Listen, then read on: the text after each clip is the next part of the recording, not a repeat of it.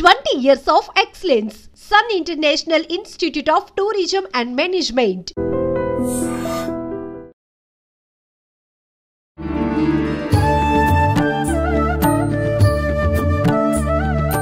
నమస్కారం, welcome to I dream. ధర్మ మార్గం విత్ విజిత కార్యక్రమానికి స్వాగతం. ప్రస్తుతం మనతో పాటు ఉన్నారు సౌర పీఠాధిపతులు హిమాలయ యోగి సద్గురు శ్రీ శ్రీ శ్రీ ప్రభాకర్ గురూజీ గారు. ఇప్పుడు వారితో మాట్లాడి మరిన్ని విషయాలు తెలుసుకుందాం. నమస్కారం గురూజీ. ఓం ఓం శ్రీకశ్యపాత్మజం భానుం సహస్రకిరణోజ్వలం సర్వరోగహరం మిత్రం సూర్యదేవం ఉపాస్మహే. ఓం శ్రీ గురుభ్యో నమః. చెప్పండి గురూజీ, క్రిందటిసారి మనం ఇంటర్వ్యూ చేసినప్పుడు మీరు ఒక విషయం చెప్పడం జరిగింది. అంటే యుగాంతం రాబోతుందా అని చెప్పి అడిగిన ప్రశ్నలో మీరు అంటే రాబోయే ఒక 7 సంవత్సరాల తర్వాత చాలా విపత్తులు ఉన్నాయి, ఈలోపు ఎన్నెన్నో జరుగుతాయని చెప్పడం జరిగింది. ఈ మధ్య కాలంలో మీరు వేరొక ప్లాట్ఫామ్లో చెప్పిన ఒక ఇంటర్వ్యూలో చూస్తే 25-27 మధ్యలోనే చాలా రకాల ఇబ్బందులు రాబోతున్నాయి, యుద్ధ పరిణామం అనేది ఎక్కువగా కనిపిస్తోంది, దానివల్ల ఒక 70-80% ప్రమాద హెచ్చరిక ఉంది అని చెప్పడం జరిగింది. అసలు ఏంటి ఇదంతా? నిజంగా ఇదంతా వాస్తవమా? వాస్తవము, నిజము, సత్యం అని 3 ఉంటాయి. వస్తుతః కనపడేది దాన్ని వాస్తవం అంటాం. అంటే ప్రస్తుత పరిస్థితుల్లో మన చుట్టూ జరుగుతున్నటువంటి కొన్ని సంఘటనల ఆధారంగా చేసుకుని మాట్లాడడం వాస్తవిక దృక్పథం అంటాం. అలాగే నిజం అంటే ఇప్పుడు జరుగుతున్న ఈ వాస్తవిక దృక్పథం మీద ఆధారపడి మనం కొన్ని ఊహిస్తాం. ఇలా జరగవచ్చు, అలా జరగవచ్చు, ఇప్పుడు ఇలా జరుగుతుంది కాబట్టి రేపు దీని పరిణామం ఎలా ఉండొచ్చు అనేటటువంటి విషయాన్ని మనం నీ అభిప్రాయాన్ని లోపల ఒక సిద్ధాంతాన్ని తయారు చేసుకుంటావు. ప్రతి వ్యక్తి తను నమ్ముతాడు ఇలా జరుగుతుందని. ఈ వాస్తవిక దృక్పథాన్ని ఆధారంగా చేసుకుని జరగబోయేదాన్ని ఊహించి, అలాగే ఈ వాస్తవిక దృక్పథాన్ని ఆధారం చేసుకుని ఏం జరిగిందో తను అనుకుని తన ఒక మైండ్ సెట్ లోపల పెట్టుకుంటాడు. దాన్ని నిజం అంటారు. తన యొక్క ఇజాన్ని నిజం అంటారు అన్నమాట. ఓకే. వాస్తవ నిజం, తర్వాత సత్యం. వాస్తవానికి కానీ నిజానికి కానీ అందనటువంటి విషయాన్ని సత్యం అంటారు. అందనటువంటి విషయం అందదు. ఉదాహరణ ఏమన్నా చెప్పండి. అంటే ఇప్పుడు సత్యం అంటే ఏంటంటే చూడండి, ప్రమాణము అంటారు. ప్రమాణం ఉందా అంటుంటారు. అని నేను చూశాను అంటారు. చూసావు. ఉదాహరణకి నీవు ఎవరు మోటార్ సైకిల్ మీద వెళుతున్నావు అనుకో, అతను పురుషుడు అనుకో, అజిత పలానా వాడు కూడా వెళ్ళిపోయింది అని నీ హస్బెండ్కి చెప్పారనుకో, అతను వెంటనే ఒక పురుషుడు కూడా నా భార్య వెళ్ళింది అనగానే అతనిలో వేరే ఆలోచనలు మెదలవచ్చు. కానీ నువ్వు వెళ్ళింది నిజమే, చూసినవాడు ఒక పురుషుడితో వెళ్ళాడు అనుకుంటాడు. కానీ అమ్మ, అక్కడ నువ్వు వెళ్ళింది మీ తమ్ముడితోటి, కానీ చూసినవాడు దృష్టి తను నిర్ణయించుకున్నాడు. అంటే వాస్తవంగా ఒక పురుషుడు స్త్రీ వెళితే అది ఇతనిలో ఉన్నటువంటి ఆలోచన దృక్పథం, ఇతని యొక్క సంస్కారానుగుణంగా అతను అనుకుంటాడు మీ గురించి. కానీ వాస్తవానికి జరిగింది ఇతనికి తెలియదు. అంటే సత్యమేమో వాస్తవమేమో పురుషుడు స్త్రీ వెళ్తున్నారు. ఇతను అనుకోవడంలో అతని యొక్క దృక్పథం అది. కానీ నీ దాంట్లో సత్యం ఏమిటి? అతను నీ బ్రదర్. కానీ నీ హస్బెండ్కి చేరవేసినటువంటి విషయం ఏంటి? ఎవరితోటో వెళ్తుంది. తనకున్నదేంటి? నా భార్య అనేటటువంటి భావంతో చూశాడు. కానీ ఇంటికి మీరిద్దరూ వచ్చారు. చూసిన వెంటనే అది సత్యం అన్నమాట. సత్యము వేరు, నిజం వేరు. వాస్తవానికి చూసింది పురుషుణ్ణి స్త్రీనే చూశాడు. అక్కడ అన్నదమ్ములు చూడలే. ఇప్పుడు అర్థమైందా? అంటే బంధాలను చూడలే, వ్యక్తుల్ని మాత్రమే. అంటే స్త్రీ పురుషులను చూసినప్పుడు ఇతనికి కలిగిన అభిప్రాయం ఏంటి? వాస్తవం. వాస్తవంగా అది అక్కడికి వాస్తవానికి సరిపోయింది. కానీ నిజం వాస్తవ సత్యం, అదే నైజిక సత్యం. నైజిక సత్యం అంటే ఇతను ఊహించాడు వీళ్ళిద్దరు ఎక్కడికి వెళ్తున్నారని. అతను ఊహించాడు నా భార్య ఎవరితోటి వెళ్ళడం ఏంటని. కానీ అడిగి తెలుసుకుంటే పోయేది. కానీ అక్కడున్న మీ ఇద్దరు అన్న చెల్లెళ్ళు, లేకపోతే అక్క తమ్ముళ్ళు. ఇది సత్యం అన్నమాట. ఓకే. అంటే సత్యం అనేటటువంటి దానికి అండి ఇక్కడ ప్రమాణాలు 3 రకాలు ఉంటాయి. ఒకటి మనకి ప్రత్యక్ష ప్రమాణం. ఇప్పుడు వాడు చూసింది ప్రత్యక్ష ప్రమాణం అంటే కళ్ళతోడు చూశాడు. ప్రతి అక్షము, అక్షం అంటే కళ్ళు, కంటికి కనపడేది ప్రత్యక్షము. ప్రతి అక్షమునకు ప్రతిగా కనపడేది. అంటే అక్షం అంటే కన్ను కదా? కాదు కాదు, చెవికి నేను విన్నాను, ప్రత్యక్షంగా విన్నాను అంటాడు. అంటే చెవికి వినపడేది ప్రత్యక్షమే. అక్షం అంటే ఇంద్రియములు, పంచ జ్ఞానేంద్రియములకు గోచరమయ్యేది ప్రత్యక్షము అంటారు. అంటే ఏంటి? కంటితో చూసింది, చెవితో విన్నది, నాలుగుతోటి రుచి చూసావా అంటారు. రుచిని చూస్తావా? నాలుగుతో చూస్తాం. చల్లగా ఉంది చూసావా అంటారు. చల్లగా ఉండడం, వేడిగా ఉండడం అనేది స్పర్శతో చూస్తాం. ఈ పంచ జ్ఞానేంద్రియములకు ఎరుకపడే విషయాన్ని వాస్తవము, ప్రత్యక్షం అంటాం. అక్కడ వాస్తవం అంటాం. వస్తుతః నీకు అనుభవించిన దాన్ని ప్రత్యక్ష ప్రమాణము. అక్షమునకు ప్రతిగా ఉండేటటువంటి ప్రమాణాన్ని ప్రత్యక్ష ప్రమాణం అంటాం. ఇక రెండవ ప్రమాణం అనుమాన ప్రమాణం. అనుమానం అంటే మీరు అనుకునే అనుమానం కాదు. అనుమానం అంటే నీ ఊహకి ఊహిస్తావు అన్నమాట. ఈ యొక్క ప్రత్యక్షంగా కనపడే విషయాలను బట్టి నీవు ఒక దృక్పథాన్ని ఏర్పాటు చేసుకుంటావు. ఇది చూసాం కదా, దీన్ని బట్టి ఇలా జరగచ్చు, అలా జరగచ్చు, అలా జరిగి ఉండొచ్చు, ఇలా జరిగి ఉండొచ్చు. ఇది ఒక పొగ. ఉదాహరణకి ఎక్కడో కొండ మీద ఒక పొగ వస్తుంది. పొగ వస్తే అక్కడ నిప్పు ఉన్నది అనుకుంటాం మనం. ఒకవేళ గ్యాస్ లీక్ అయి ఉండొచ్చు, కానీ అది అయితే అయి ఉండొచ్చు, లేకపోతే లేకపోయి ఉండొచ్చు. నీ ఊహ కరెక్ట్ అయి ఉండొచ్చు, తప్పై ఉండొచ్చు. ఇది అనుమాన ప్రమాణం అంటారు. ఇప్పుడు ఇందాక చెప్పుకున్న సంఘటనలో వాడు అనుకున్నాడు, అది నిజం కాదు, వాడికి నిజం. ఏంటి? అనుమాన ప్రమాణం అంటారు. సైంటిస్టులు అందరూ కూడా ఈ కోవకు వస్తారు. అనుమాన ప్రమాణం, ప్రత్యక్ష ప్రమాణంలోకి వస్తారు. వాళ్ళకి ఏదైనా ఎదురుగా కనపడితేనే దేవుడు ఉన్నాడా అంటే ఉండాలి అక్కడ. దేవుడు సత్యం, దేవుడు వాస్తవికం కాదు, దేవుడు నిజము కాదు. నిజం మీద కానీ వాస్తవం మీద కానీ ఆధారపడేది సత్యం కాదు. దానికి అతీతమైనటువంటి ఒకనొక స్థితి సత్యం. మరి ఈ సత్యాన్ని ఎలా తెలుసుకోవాలి అంటే ప్రత్యక్ష ప్రమాణము, అనుమాన ప్రమాణము కాకుండా ఆగమ ప్రమాణం అని ఉంటుంది. మనకి ఆగమాలన్నీ ఉంటాయి. మనకి చూడు, శృతి, స్మృతి, పురాణ, ఇతిహాస, ఆగమాలు, దర్శనాలని 6 శాస్త్రాలు. ఒక విషయాన్ని సరిగ్గా తెలుసుకోవాలంటే వీటి నుంచే రిఫ్లెక్ట్ అవుతుంది. ఈ జ్ఞానం మనకు ఉండాలి, అప్పుడే ప్రశాంతంగా ఉండగలుగుతాం. శృతి అంటే వేదం. సత్యం వద ధర్మం చర అని చెప్తుంది. సత్యం వద ధర్మం చర అంటే ఏంటి? ఏమిటి?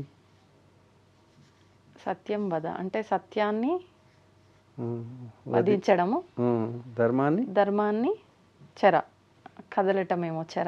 చేర్చేయటమేనా? ఇలాగే చెప్తున్నారు అందరూ, సత్యాన్ని వధించి ధర్మాన్ని చేర్చేయని. అందుకే ఇప్పుడు లోకం సత్యం వధిస్తే ధర్మం పాడైపోతుందనా ఏంటి?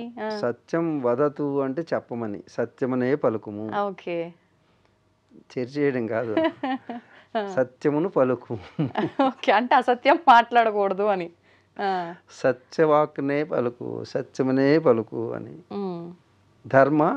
ధర్మం చెర అంటే ధర్మమును ఆచరించు. ధర్మాన్ని ఆచరించేది, చెప్పేది కాదు. నీవు ఆచరించేది, అంతేగాని ధర్మం చెప్పేది కాదు. నువ్వు చేస్తే చేసుకుంటూ వెళ్ళేది, అది నువ్వు ఆచరిస్తూ వెళ్ళేది. అలాగే సత్యం చెప్పేది. ఓకే, అందుకు సత్యమును పలుకాలి అని చెబుతుంది వేదం. దాని యొక్క సమగ్ర సారాంశం మొత్తం అంతా అదే. శృతి, స్మృతి, పురాణాలు ఏం చేస్తాయంటే దాన్ని క్యారెక్టరైజేషన్ చేస్తాయి. అంటే ఒక్కొక్క పాత్ర, ధర్మం ఎలా ఉండాలి, ధర్మాన్ని ఎలా ఆచరించాలంటే ఎన్ని రకాల ధర్మాలు ఉన్నాయి, ఆ క్యారెక్టర్లు వస్తాయి. అధర్మం అంటే ఒక క్యారెక్టర్ వస్తుంది, అది ప్లే చేసి చూపిస్తుంది అనమాట. ప్లే చేసి చూపించి అది దేవుడి క్యారెక్టర్లో ఉండేటటువంటివన్నీ కూడా మంచి చేస్తే ఎలా జరుగుతుంది, చెడు చేస్తే ఎలా జరుగుతుంది, అధర్మం చేస్తే ఎలా జరుగుతుంది, ధర్మం చేస్తే ఎలా జరుగుతుంది అని ప్లే చేసి చూపిస్తాయి. చిన్నపిల్లలకి స్మార్ట్ క్లాసుల్లోనూ థియరీ ఉన్నటువంటి దాని ప్రాక్టికల్స్లోనూ ఎలా చూపిస్తామో అది ఒక డ్రామా లాగా వేసి, ఇదిగో 5గురే మంచి వాళ్ళు ఉంటారు, 100గురు చెడ్డవాళ్ళు ఉంటారు ఎప్పుడు. కాబట్టి 100గురు చెడ్డవాళ్ళు ఎంత గొప్పగా అనుభవిస్తుంటారు చూడండి. చాలామంది అంటుంటారు అందరూ వాళ్ళు చెడ్డవాళ్ళు అండి, వాళ్ళకి ఎన్నో సంపదలు ఉన్నాయి, ఎన్నో అనుభవిస్తున్నారు, మేము మంచి పనులు చేస్తుంటే మాకు చూడండి కష్టాలు ఎలా వస్తున్నాయో. దేవుడు లేడండి, అసలు మంచిగా రోజులు లేవండి అంటుంటారు. అందరూ కూడా ఇదే ప్రశ్న, ప్రేక్షకులు అందరూ కూడా. మేము ఎంతో మంచిగా ఉంటామండి, చెడ్డవాళ్ళకే రోజులండి. నన్ను ఇంకొక యాంకర్ ఎవరు అడిగింది అదే ప్రశ్న. ఎందుకండి ఎప్పుడు చూసినా చెడ్డవాళ్ళే గొప్పగా ఉంటారు, మనిషికి వెళ్తుంటేనేమో కష్టాలు వస్తుంటాయి. నీకెందుకమ్మా కష్టాలు, అలా వస్తాయని పురాణాల్లో చెప్పారు మనకి, ఇతిహాసాల్లో. 5గురి పాండవులు ఎక్కడి వరకు వెళ్ళారు, భిక్షాటన చేసుకుని బ్రతికే వరకు వెళ్ళిపోయారు. అంత పెద్ద సామ్రాజ్యాన్ని పెట్టు, పక్కన భగవంతుడు ఉన్నాడు, శ్రీకృష్ణ పరమాత్మ ఉన్నాడా లేదా? మరి ఉంటే ఎందుకు వాళ్ళు భిక్షాటన చేసుకున్నారు? అంటే ఎటువంటి వారికైనా ఇది తప్పదు అని మనకు తెలియజేయడం కోసమా? నీకు తెలియడం కాదు, ధర్మాచరణ చేసేవాళ్ళు ఎన్ని కష్టాలు అనుభవించినా ధర్మాన్ని విడనాడకూడదు. అంత పెద్ద సామ్రాజ్యం ఉంది, వీర్యం ఉన్నది, శౌర్యం ఉన్నది, తేజస్సు ఉన్నది, పక్కన భగవంతుడు పక్కనే ఉన్నాడు, అయినా కష్టాలు అనుభవించారు. చూడండి, మనం నేర్చుకోవాల్సింది ఇతిహాసాల నుంచి. నువ్వు ధర్మాచరణ ధర్మ మార్గాన్ని నడవాలంటే తప్పకుండా కొన్ని కష్టాలను అనుభవించక తప్పదు. అధర్మం ఎప్పుడూ కూడా చాలా గొప్పగా ఉంటుంది. అధర్మాన్ని ఆచరించే వాళ్ళు చాలా సౌఖ్యాన్ని అనుభవించవచ్చు, కానీ శాశ్వతం గొప్పగా ఉంటుందా? తాత్కాలికమైనటువంటి అప్పటి వరకు తాత్కాలికమని తెలుసుకోండి. కానీ పాండవులు శాశ్వతమైన శాశ్వతమైనటువంటి సుఖాన్ని అనుభవించాలంటే తాత్కాలికమైనటువంటి దుఃఖాన్ని అనుభవించక తప్పదు. అంటే మీరు అన్నట్టుగా అది ఒక పరీక్ష అనుకోవాలా ఈ కష్టాలు ఇవన్నీ, లేదంటే మన కర్మ వల్ల మనం ఇది అనుభవిస్తున్నాం అనుకోవాలా? ఇదంతా దాని మీదకి వస్తుంది, అర్థమవుతుందా? కర్మ వల్లనే, వాళ్ళకి వెనక కర్మ ఉంటుంది కదా, ప్రతి ఒక్కరికి కూడా కర్మ అనేటటువంటిది తిరిగి అప్లై అవుతుంది. అది కర్మ గురించి మాట్లాడుకునేటప్పుడు మాట్లాడుకుంటాం. ఇప్పుడు ఇతిహాసాలు అనేవి ఇతి అసహన్ ఇప్పుడు ఉన్నది, అదేదో ఇప్పుడు కూడా జరుగుతుంది. ఏది? రామాయణ మహాభారతాలు ప్రతి ఇంట్లోనూ జరుగుతుంటుంది, ప్రతి వ్యక్తిగత జీవితంలో జరుగుతూ ఉంటుంది. దాన్ని ఎలా వచ్చేటువంటి కష్టాన్ని ఎలా అధిగమించాలి అనే దానికి నేనంటుంటాను, కదలలేవు అంటాను. ఏంటి? కదలలేవు, కథలు నిన్ను కదిలేటట్టు చేస్తుంటాయి. అందుకు నీకు వచ్చినటువంటి సమస్యకి సమాధానం ఒక కథలో కనపడుతుంటుంది. అందుగురించి ఇతిహాసాలన్నీ కూడా ప్రతి ఒక్కరి జీవితంలో ఈనాడు జరుగుతుంటుంది. అలాగే పురాణాలు కూడా పురా అపి ఇది నవం పురాణం అంటారు. అంటే పురాణాలు కూడా మన జీవితంలో జరిగే ప్రతిఘటనలు.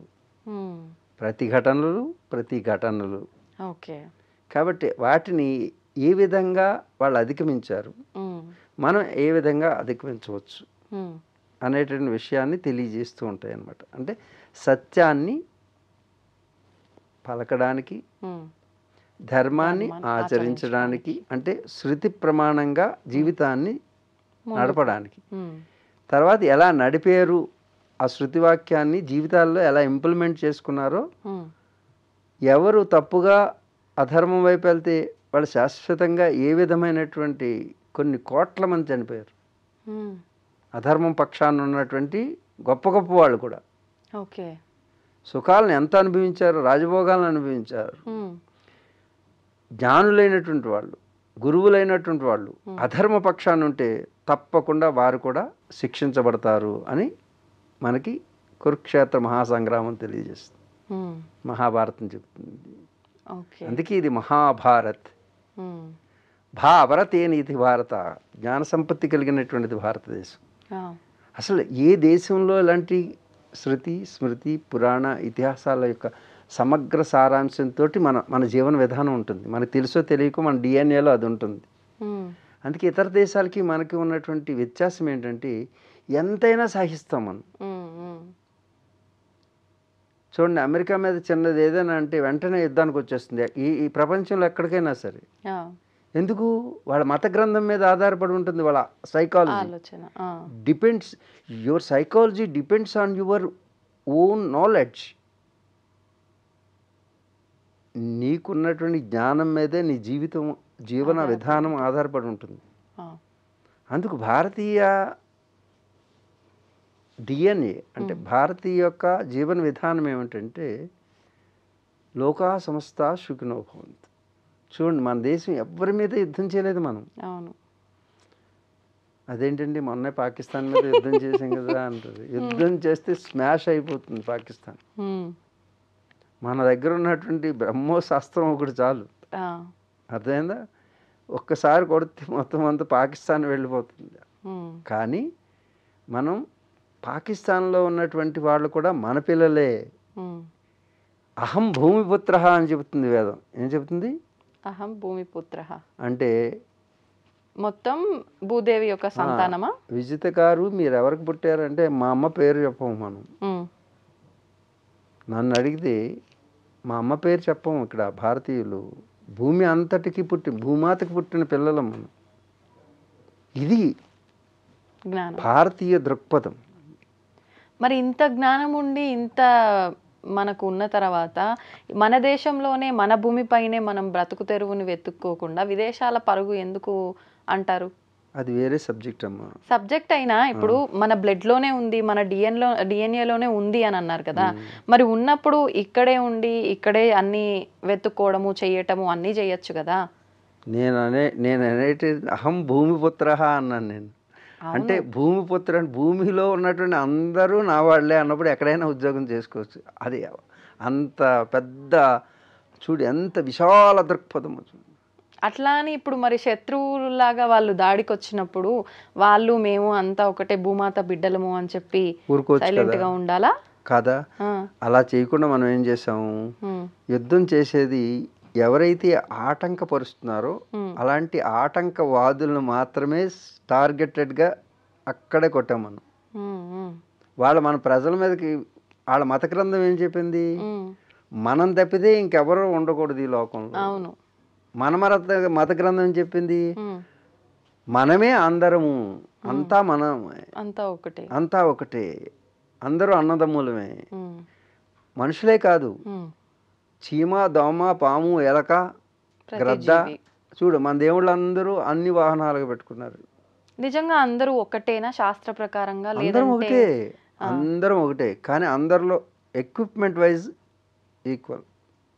Equipment, this is an equipment. శరీరం is a gadget. What you feed the software, inbuilt software will అదే రివీల్ అవుతుంది, అదే నీకు ఎక్స్ప్లోర్ అవుతుంది. అందుకే సాఫ్ట్వేర్ అనేటటువంటివి గ్రంథాలు. నువ్వు ఏ గంధం రాసుకున్నావో ఆ సుగంధమే వస్తుంది. నాది ఈ పెర్ఫ్యూమ్ అండి, ఆ పెర్ఫ్యూమ్ అంటున్నారు కదా. ఏ పుష్పానికి ఆ గంధం వస్తుంది. అందుకే ఇన్బిల్ట్.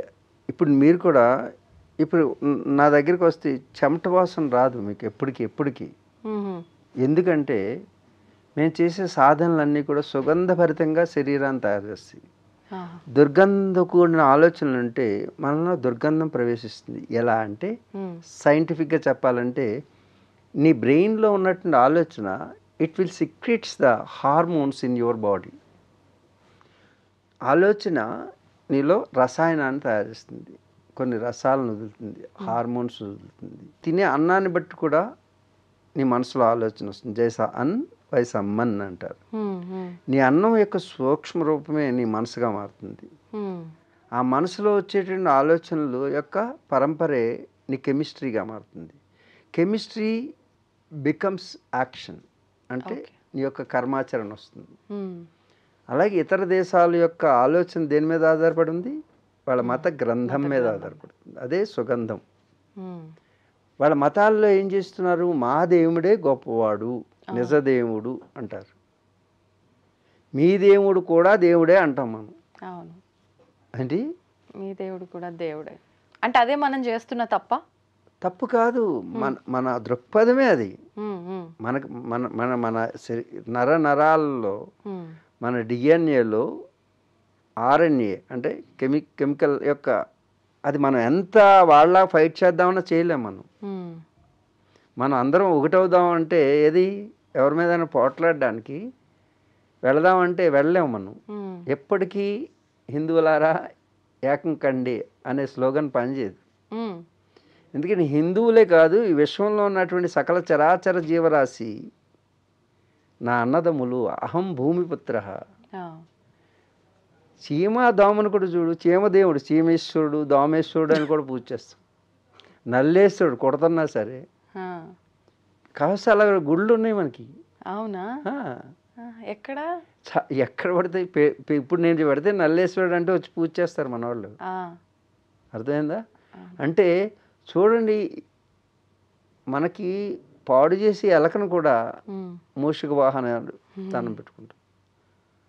విషానికక్కే విషార్పాల్లో సైతం భగవంతుడి యొక్క భవ్య రూపాన్ని దర్శింపచేయగలిగినటువంటి ధీశక్తిని, జ్ఞానాన్ని ప్రసాదించింది మన భరతమాత.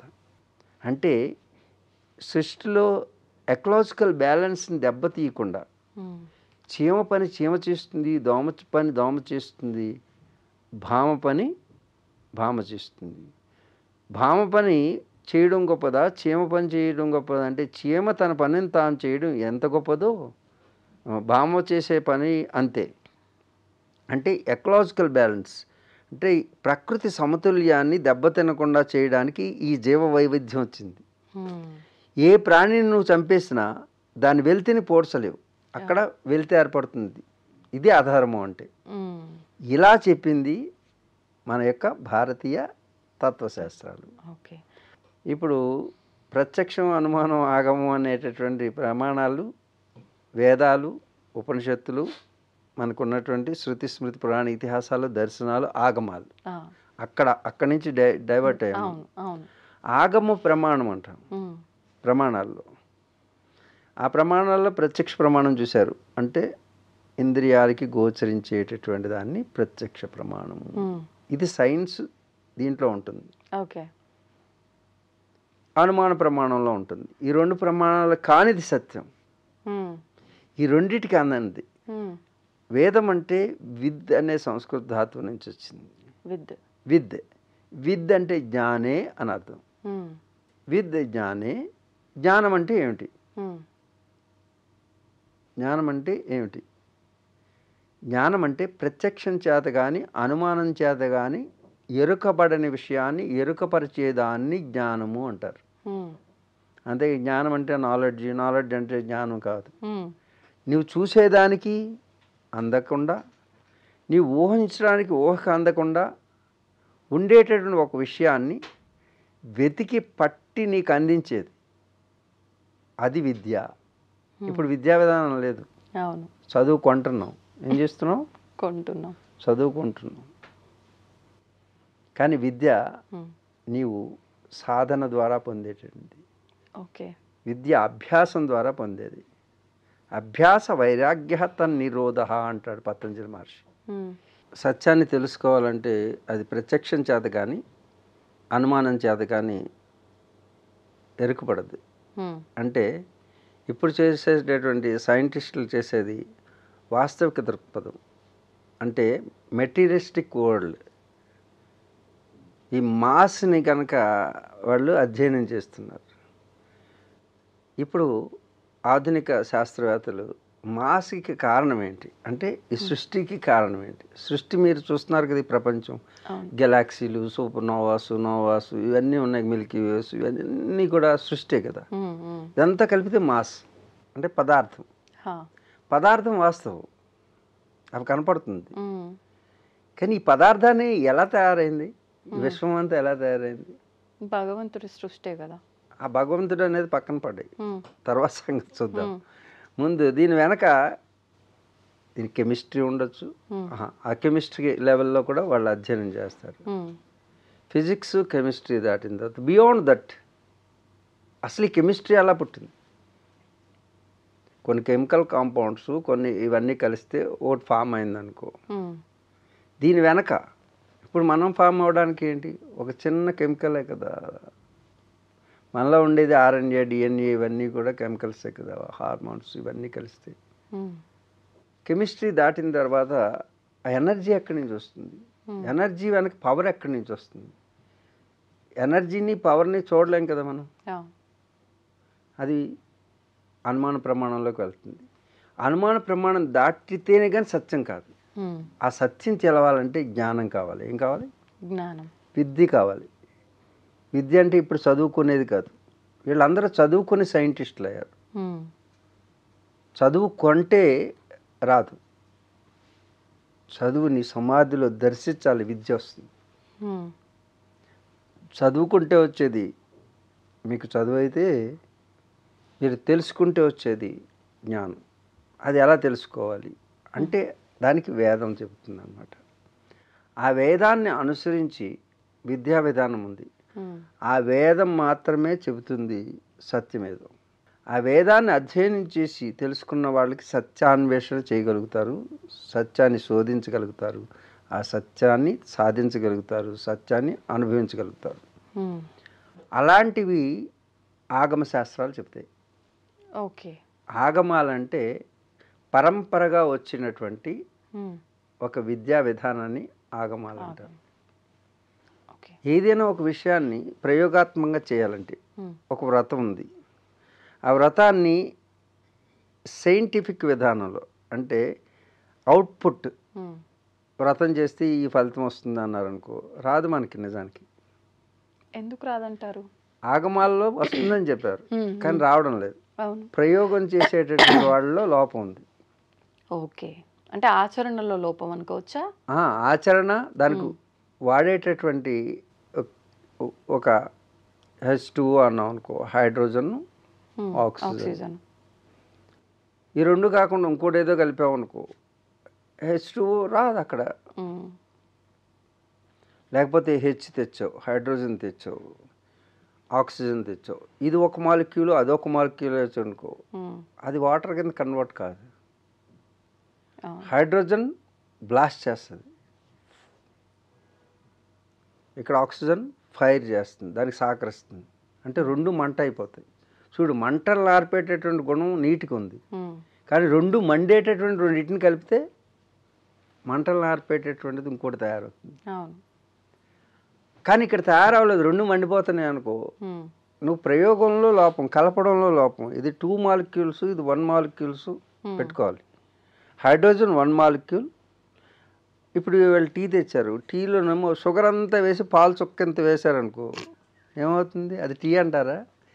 టీ పొడి ఇంత వేసి, టీ ఇంత పొడి వేసి దాంట్లో 2 పాల చుక్కలు వేసి కొంచెం పంచదార వేశారనుకో, టీ తాగండి అన్నారనుకో, తాగడం కాదు, దాన్ని కొట్టుకుని తినాలా, తినండి అనాలి. అప్పుడు ఇది టీ ఉంది దాంట్లో, షుగర్ ఉంది దాంట్లో, పాలు ఉన్నాయి దాంట్లో, కానీ దానికి వేసే పర్సంటేజ్ డిఫరెన్స్, సమపాలలో వ్యత్యాసం. సమపాలలో కాదు, సమపాలలో వేస్తే అన్నీ ఈక్వల్గా వేయడం అంటే అలా కాకుండా ఏది ఎంత పర్సంటేజ్ ఉండాలి. ఇక్కడ 2 molecules of oxygen and 1 molecule of hydrogen.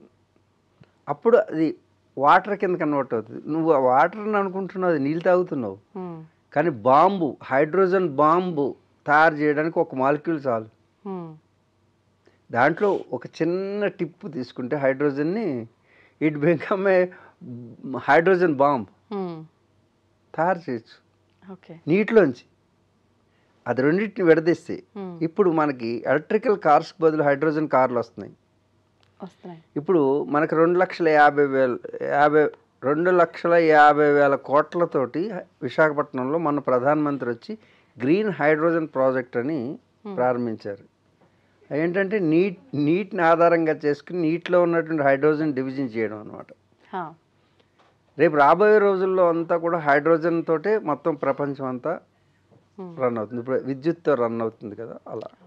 అంటే కేవలం నీటిలో ఉన్నటువంటి పార్టికల్స్ని డివిజన్ చేస్తేనే ఇంత శక్తిని మనం ఉత్పత్తి చేసుకుంటున్నామే. అవును, అర్థమవుతుందా? ఈ విషయాన్ని తెలియజెప్పేటటువంటిది ఏదైతే ఉందో ఇది సైన్స్. దీన్ని అంతటినీ నడిపించి ఈ మాలిక్యూల్స్ వెనక ఈ శక్తి ఎలా వచ్చింది, పవర్ ఎలా వచ్చింది, హైడ్రోజన్కి ఈ పవర్ ఎలా వచ్చింది, ఆక్సిజన్కి ఈ పవర్ ఎలా వచ్చింది, అది సైంటిస్టులు వెతుకుతూ వెళ్తున్నారు. అది ఏనాడో వేదం చెప్తుంది. దాని పేరే generation, operation, destruction. G for generation, O for operation, D for destruction. సృష్టి, స్థితి, లయకారం, GOD గాడ్ అని పెట్టుకున్నాం. అవి ఉన్నాడా లేదా అది సంగతి. పవర్ ఉందా లేదా, the power it self God. We identified like that. ఆధ్యాత్మికంగా ఇప్పుడు ఆధ్యాత్మికతకి అంటే భక్తి మార్గానికి తేడా తెలియకుండా రెండు కలిపేస్తున్నారు మీరు కూడా, యాంకర్లు కూడా. భక్తి అనేది అది రిచువల్స్కి సంబంధించింది, అంటే భగవంతుడు ఒక విగ్రహ రూపంలో ఆరాధించడం. కానీ ఆధ్యాత్మికవేత్తలు అది ఒక శక్తి స్వరూపంగా చూస్తారు. అంటే శక్తి అంటే మళ్ళీ అమ్మవారండి అని అడక్క, మళ్ళీ దానికి ఒక ఫిగర్ తగిలిస్తారు. దానికి ముక్కు ఏమీ లేదు, శక్తికి రూపం లేదు. ఆ బ్రహ్మ అంటే మీరు అనుకునే బ్రహ్మ ఏది, 4 తలకాల బ్రహ్మ అనేది అది కాదు. బ్రహ్మ అంటే బృహ్ అనే సంస్కృత ధాతువు నుంచి వస్తుంది. బృహ్ అంటే అని అర్థం. ఎప్పుడు హా అంటాం, ఏదైనా భావానికి అందనప్పుడు, భాషకి లొంగనప్పుడు అంత అనమాట. అనంతమని, ఆశ్చర్యాన్ని కలిగించిన అనంతం అంటే భాషకు అందేది కాదు. భగవంతుడు అనేవాడు మాటల్లో చెప్పలేదు, అది ఒక అనుభవం. అందుకే భగవంతుడు చూపిస్తావంటే తీపిని అంటే స్వీట్ని చూపించగలవు, కానీ తీపి ఎలాగుందో చూపించలేవు. ఎవరికి వారు నోటు మీద, నాలుక మీద వేసుకుంటే నీకు ఒక రకంగా అనిపించవచ్చు, నాకు ఒక రకంగా అనిపించవచ్చు. కాబట్టి నీ అనుభవం నీది, నా అనుభవం నాది. అందుకే భగవంతుడి విషయంలో ఎవరు అనుభవం వాళ్ళది. కానీ ఆ యొక్క పరమేశ్వరుడు లేకపోతే ఆ పరమాత్మ అనేటటువంటిది ఒక అనుభవం మాత్రమే, దాన్ని ఎవరు చూడలేరు. అది సత్యం. అందుకు సత్యాన్వేషణ చేయాలంటే మనకి అనుభవజ్ఞులైనటువంటి వారు గతంలో అనుభవించి వాళ్ళు చెప్పిన దాన్ని ఆధారం చేసుకోవాలి. కానీ మీరు కూడా అనుభవించాలంటే మీరు వాళ్ళు చేసింది చేయాలి. ఆ ప్రయోగాలు ఏది మన ఋషులు అందించినవి ఆగమాలు. ఋషులు వాళ్ళ శరీరాన్ని ఒక ల్యాబొరేటరీ చేసుకుని ప్రయోగశాలగా మార్చుకుని ఈ జనారణ్యానికి దూరంగా ఉంటూ ఏకాకి యతచిత్తాత్మ నిరాశీర్ అపరిగ్రహ అని ఈ 4 క్వాలిటీలు. ఏకాకి ఒక్కడగానే ఉండడం, యతచిత్తాత్మ వాడికి లోపల ఎలాంటి కోరికలు కానీ కామ క్రోధ లోభ మోహ మదమాశ్చర్యాలు అనేవి ఎలాంటి ఎమోషన్స్ లేవు. ఏదో కోరికతో చేయట్లేదు, నేను జనాన్ని ఉద్ధరిద్దాం, లోక కళ్యాణం చేద్దాం, ఆ కోరిక కూడా లేదు. లోక కళ్యాణం చేద్దామంటారు కదా చాలామంది, లోక కళ్యాణం చేయడం అనేది కూడా లేదు వాళ్ళకి. వాళ్ళు ఉన్నారు అంతే. ఎందుకున్నారు అని ప్రశ్న వేయకండి, తర్వాత చెప్పుకుందాం. కాబట్టి ఏకాకి యతచిత్తాత్మ మనసు ప్రశాంతమైనటువంటి స్థితి. అలాగే శరీరంలో ఇంద్రియాలన్నింటినీ కూడా ఏ కోరికలు లేనటువంటి ఒక స్థితి. ఎప్పుడూ కూడా తన యందు తాను దృష్టి కలిగి ఉండడం. నిరాశి, ఏ ఆశ లేనివాడు. అపరిగ్రహ అంటే ఇప్పుడు ఈ వస్త్రం కూడా లిమిట్గా వాడతారు వాళ్ళు, అంటే కేవలం కప్పుకోవడానికి. శరీరాన్ని వస్త్రంగా భావన చేసి పైన ఏ వస్త్రం ధారణ చేయకుండా, అంటే అవసరం లేనటువంటి ఒక స్థితి. వాళ్ళు నీరు వాడరు, ఆహారం వాడరు, మొత్తానికి కంప్లీట్గా. అంటే ప్రకృతి మీద కూడా ఆధారపడకుండా, తన శ్వాస మీద కూడా ఆధారపడకుండా ఉండేటువంటి ఒక స్థితి. అపరిగ్రహం అంటే పరిగ్రహించడం, అంటే నీకు అవసరానికి మించింది ఏది కించెత్తున్నా అది పరిగ్రహం అంటారు. అపరిగ్రహం అంటే పరిగ్రహించకుండా ఉండడం. నీది కానిది, నీకు అవసరం లేనిది ఏదైనా నీ దగ్గర ఉంటే అది పరిగ్రహం అవుతుంది. ఆ స్థితికి వెళ్ళినప్పుడే సత్యం అనేది అన్వేషించగలుగుతారు ఎవరైనా. లేకపోతే ఈ ప్రయోగం చేస్తే ఇది కనిపెడితే దీని మీద పేటెంట్ తీసుకుంటే ఎంత వస్తుంది, ఇది సైంటిస్ట్ ఆలోచన. కానీ సైంటిస్ట్ ఆలోచన అంటే ఋషుల ఆలోచన ఏంటంటే వాళ్ళు చేసేటటువంటి ప్రయత్నం ఏదైతే ఉందో అది తర్వాత తరాల వారు ఆచరించే విధానాన్ని వాళ్ళు ఆచరించి వెళ్ళిపోయారు అంతే, మిమ్మల్ని ఆచరించమని కూడా చెప్పలేదు. ఆ పరంపరని మనం తీసుకుంటే అది ఆగమము అవుతుంది. అర్థమైందా? ఇది ఆగమము. ఆగమమే సత్య ప్రమాణము. ఇప్పుడు మనం ప్రత్యక్ష ప్రమాణము, అనుమాన ప్రమాణము, ఆగమ ప్రమాణం. ఎందుకు ఇది ప్రమాణం అంటే వాళ్ళకి ఈ క్వాలిటీస్ ఉన్నాయి. నిరాశీర్, ఏకాకి, యతచిత్తాత్మ, నిరాశీర్, అపరిగ్రహ. ఎవరికున్నది సత్యాన్వేషణ చేస్తే ఏ సైంటిస్ట్కి ఉన్నది? అందుకు సైంటిస్ట్కి ఎప్పుడు సత్యం గోచరించదు. వాడు అదే సైంటిస్ట్గా మారితే, సెయింట్ అంటే ఇలా ఉంటారు. దాన్ని మేము ఆచరించడానికి ప్రయత్నం చేస్తున్నాం. నా జీవితం తెలిసే ఉండొచ్చు. నేను ఇప్పటికీ కూడా ఎప్పుడూ కూడా ఏది అవసరానికి మించి పెట్టుకోలేదు. ఉన్నాయన్నీ వదులుకుంటూ వస్తున్నాను. నేను గతంలో చెప్పాను, 2 కార్లు ఉండేవి, 1 కారు చేసుకున్నాం. 1 కారు ఉన్నది, ఆ కారు కూడా తీసా. ఇప్పుడు కాళ్ళు మాత్రమే ఉంచుకుంటున్నాను మ్యాక్సిమం. మరి ఫ్లైట్లో తిరుగుతున్నారు కదా అని అనొచ్చు. నాకు సంబంధం లేదు. నువ్వు ఇంటర్వ్యూ తీసుకున్నావు, నువ్వు తెచ్చుకుంటావు. ఇప్పుడు నువ్వు కారు నువ్వు పంపించుకున్నావు, లేకపోతే నేను ఇంటర్వ్యూ నాకు అవసరం లేదు. ఎందుకంటే నేను ఏది కావాలని కోరుకుంటున్నా. It was happening thing. It's okay, నేను ఆపను కూడా. ఇప్పుడు నువ్వు ఇంటర్వ్యూ అడిగితే నేను ఆపలేదు, అవునన్ను కాదన్ను. రాలేదనుకో జరగదు. నువ్వు కారు పంపించావు, వచ్చావు, లేక మొన్న నువ్వు వచ్చావు, కాబట్టి జరుగుతుంది. It was happening thing. Just I'm a witness. మరి ఇప్పుడు వస్తువులకైతే ఇంత సింపుల్ గా చెప్పారు. 2 ఉన్నాయి, ఒకటికి వచ్చింది, ఒకటి కూడా. ఆస్తులు కూడా, విషయం ఆస్తులు కూడా, ఆస్తులు ఓకే. మనుషులు కూడా. మీకు ఫ్యామిలీ ఉంది, వాళ్ళని పక్కన పెట్టారా? పక్కన పెట్టాము. నువ్వు సాక్షిగా ఉండు, అన్నిటిని వదిలేసి వెళ్ళిపోమంటలేదు నీకు. అదే చెప్తున్నా. అపరిగ్రహం అంటే ఏది ఎంతవరకు ఉంచుకోవాలో అంతవరకు ఉంచుకుంటే అన్ని వదలడం సన్యాసం. ఓకే. దాన్ని వైరాగ్యానికి కూడా అర్థం ఉంది. వైరాగ్యం వివేక వైరాగ్యములు అంటారు. వివేకం అంటే how analyse your self, make it అంటే అనలిటిక్స్ అనమాట. అంటే నువ్వు దాన్ని ఏది అవసరం ఏది అనవసరం, మనకు అన్నీ అవసరం అనిపిస్తాయి, మనకు అవసరం అనిపించకూడదు. శాస్త్రపరంగా అంటే ఆగమ శాస్త్రాలను అనుసరిస్తూ దాంట్లో ఎలా వెళితే మనం ఆ యోగి యొక్క సెయింట్ స్థితిని అందుకుంటామో అది ఆగమాల్లో ఉంటుంది. ఓకే, సంతోషం అండి. అనేక విషయాల్ని చాలా అద్భుతంగా సవివరంగా అందించినందుకు ధన్యవాదాలు. తవ్వుతూనే శివలింగం సరే, దాన్ని అట్లా కప్పేసేయండి, చూపించదండి. మూర్తి పూజ కాదు, సాక్షాత్ బ్రజేంద్ర నందన భగవాన్ ఉన్నారు మూర్తిలో. ఏమీ ఆశించకుండా ఆరాధించే వాళ్ళు కూడా ఉన్నారా ప్రభుజీ? నిజమైన భక్తి అంటే మనకు తెలియదు కాబట్టి